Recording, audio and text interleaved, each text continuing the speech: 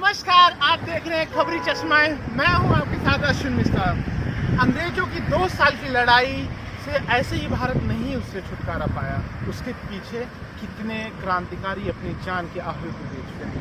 ऐसा ही एक स्थल आज मैं आपको दिखाने जा रहा हूं, जो डलहौजी सेना वीर यहाँ के एक राणा बेनी माधव के नेतृत्व में उन्हें भालों से मुंह की खानी पड़ी थी, अंग्रेजों को छोड़ना पड़ा था। वही एक स्मारक है उत्तर प्रदेश का अमेठी जिला में मुसाफिर थाना में। आज जानते हैं इसके पीछे इतिहास क्या है और इसकी गौरवशाली कहानी क्या है।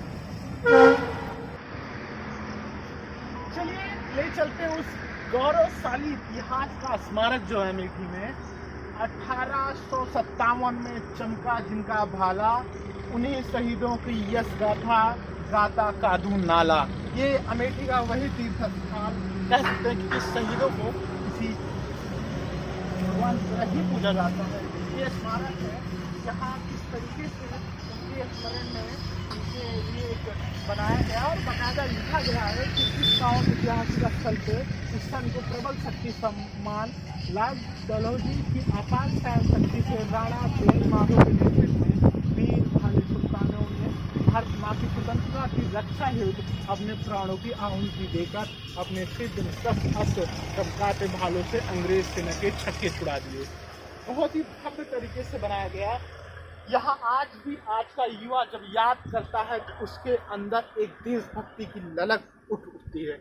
लेकिन इसके पीछे इतिहास कितना है यहाँ के स्थानीय लोगों से जानते हैं। हमारे साथ हैं अतुल जी, यहीं के रहने वाले हैं। अतुल जी, इनके बारे में बताएं, इसके इतिहास के बारे में बताएं हमारे युवाओं को। यहाँ का इतिहास ये रहा है कि जब अंग्रेजों के शासनकाल में जब ये देश गुलाम था, जब अंग्रेजों की सेना लखनऊ की तरफ बढ़ रही थी, तब यहाँ की क्षेत्रवासियों ने, भाले सुल्तान क्षत्रियों ने राणा बेनी माधव के नेतृत्व में लगभग इस क्षेत्र के 14 कोसी क्षेत्र की जनता ने तो उनके नेतृत्व में युद्ध लड़ा और कई दिनों तक युद्ध चलता रहा। हालांकि उसमें इतिहास बताता है कि हम लोगों को जीत नहीं मिल पाई कुछ भेदियों के कारण, लेकिन इस संघर्ष का गवाह कादू नाला बना और इस क्षेत्र की जनता ने जिस पराक्रम के साथ लड़ाई उससे अंग्रेजों के छक्के छूटे। अच्छा, इसके बारे में मैं हमेशा आता जाता हूँ, मैं तो सलाम करता हूँ, दुआ करता हूँ कि हमारा इतिहास इससे जुड़ा था जिसे हमें गौरव करना चाहिए। क्या इतने सालों में, बहुत सालों में यहाँ जिस तरीके से मैं देख रहा हूँ, कितना आप मानते हैं किसी और जागरूक करना चाहिए था यहाँ के लोगों को और इसके बारे में लोगों को बताना चाहिए, क्योंकि गौरव है हमारे लिए। जी, ऐसा है कि ये क्षेत्र हम लोगों के लिए क्या, इस पूरे हिंदुस्तान के लिए, पूरे देशवासियों के लिए, जनपदवासियों के लिए, क्षेत्रवासियों के लिए ये किसी तीर्थ स्थल से कम नहीं है। लेकिन कहीं न कहीं दुर्भाग्य रहा है कि इस इतने महत्वपूर्ण, इतने गौरवशाली, इतने पवित्र स्थान को भी जो सरकारी सहायता मिलनी चाहिए और जो उसका विकास होना चाहिए, ये ऐसा कुछ हो नहीं पाया। मतलब आपका कहने का मतलब उपेक्षित रहा। जी बिल्कुल। जबकि यहाँ के स्थानीय लोगों ने मिलकर जो भी कुछ हो सका, स्थानीय लोगों ने मिलकर आज ये स्मारक के रूप में ये बना हुआ है। और राजनीतिक दल, तमाम राजनीतिक दल आए, वो एक ही परिवार को आगे बढ़ाते रहे, लेकिन इस क्षेत्र के जो तीर्थ स्थल रहा, लेकिन कभी इसके विकास के बारे में नहीं सोचा। मेरा मानना है कि जब एक गौरवशाली ऐतिहासिक लड़ाई लड़ी गई था, आपका जन्म हुआ था ना मेरा था, लेकिन आप दादा बाबाओं से जब बातचीत करते थे, कभी कहानी सुनाते तो किस तरीके की कहानियाँ आपके गाँव में सुनाई जाती थी, आपके बुजुर्गों के द्वारा सुनाई जाती थी? कहानियाँ बताई जाती हैं कि जब इस युद्ध शुरुआत हुई तब इस युद्ध में गांव क्षेत्र के प्रत्येक जनमानस में, चाहे वो जिस भी जात से रहा हो, और एक मातृभूमि की रक्षा के लिए एक अपने में ललक था, जोश था। उन्होंने लाठी डंडों से लेकर भालों से युद्ध लड़ा और इसी का परिणाम रहा है कि भाले सुल्तान नाम दिया गया। से युक्त अंग्रेज सेना थी, इधर यहाँ हर एक समुदाय के, हर एक जाति विशेष के लोगों ने अपनी भारत माँ की रक्षा के लिए भालों से इसीलिए इतिहास में भल सुल्तान एक उपाधि मिली जो क्षत्रियों को, भल सुल्तान उपाधि उसी लड़ाई के बाद से मिली कि जब भल सुल्तानियों ने जब छक्के छुड़ा दिए भालू से सिर्फ अंग्रेजों को। जैसे मैं पढ़ रहा हूँ कि इसमें शताब्दी दिवस 9 मार्च को किया, क्या हर 9 मार्च को यहाँ प्रोग्राम होता है? बिल्कुल बिल्कुल, यहाँ के स्थानीय लोगों के द्वारा और जो तमाम प्रकार के समाज सेवी हैं उनके नेतृत्व में प्रत्येक 9 मार्च को श्रद्धांजलि दिवस के रूप में हवन का कार्यक्रम और श्रद्धांजलि का कार्यक्रम और सभा का भी कार्यक्रम होता रहता है। अच्छा, एक चीज़ और पूछना चाहता हूँ कि इस समय तो हमेशा महापुरुषों को लेकर एक भारत में चलती रहती है, कंट्रोवर्सी रहती है। क्या आपको लगता है कि आप इस क्षेत्र के रहने वाले हैं, यहाँ किस तरीके से इसे और डेवलप करना चाहिए, लोगों को बताना चाहिए कि अमेठी के साथ साथ और लोग भी इस इतिहास को जान सकें, समझ सकें? देखिए, इसका वर्णन, इस युद्ध का वर्णन गजेटियर ऑफ अवध में मिलता है, जो अंग्रेजों द्वारा लिखित पुस्तक, अंग्रेजों द्वारा जिसका वर्णन किया गया है। तो उस गजेटियर ऑफ अवध में भी जब उसका वर्णन है तो आप समझ लीजिए कि इसका कितना महत्वपूर्ण स्थान है, ये हम लोगों की धरोहर है।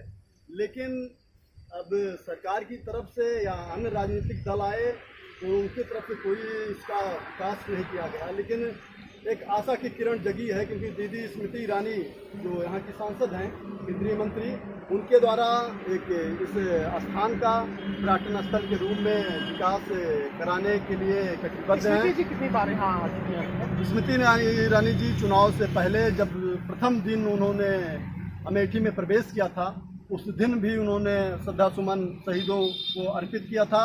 और केंद्रीय मंत्री बनने के बाद, सांसद बनने के बाद भी वो यहाँ आई और उन्होंने क्षेत्रवासियों को आश्वासन दिया कि इसका विकास पर्यटन स्थल के रूप में किया जाएगा। और उन्होंने उनकी तरफ से टीम वगैरह भी भेजी गई हैं, सर्वे वगैरह चल रहा है और बहुत ही जल्द इसका जीर्णोद्धार होगा और भव्य पर्यटन रूप में देखने को मिल सकता है। इसी पर बातचीत करने के लिए हमारे साथ हैं ओंकार नाथ जी, जो कि अमेठी, लखनऊ, दिल्ली तक राजनीति को समझते हैं, लोगों से मिलते हैं।